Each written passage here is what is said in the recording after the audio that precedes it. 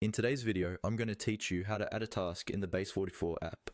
We'll walk through this from the moment you open Base44, so you can confidently create new tasks and keep your workspace organized.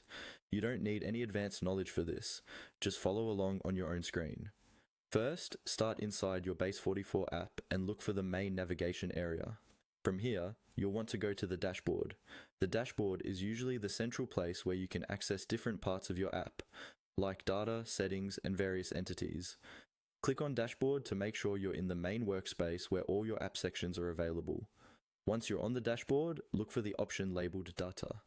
This is where Base44 stores and organizes the different types of information your app uses, such as tasks, team members, projects, and more. Go ahead and click on Data. If you have a lot of options, take a moment to scan the list and make sure you're in the right place, since everything we're about to do happens inside this data section.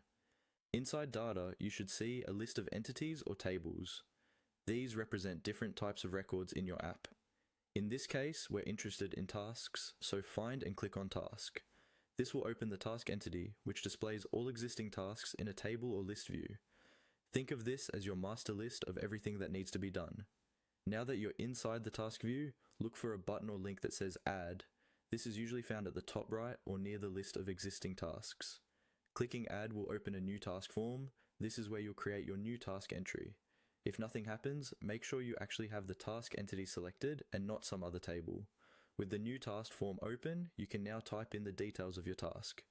Fill out the key fields you see, such as the task title, description, due date, priority, or any other fields your app designer has set up. Be as clear and specific as possible so it's easy for you and your team to understand what needs to be done later. When you're happy with the information, scroll down if needed and save the record, usually by clicking a Save or Create button. Your new task will now appear in the task list, ready to be tracked and updated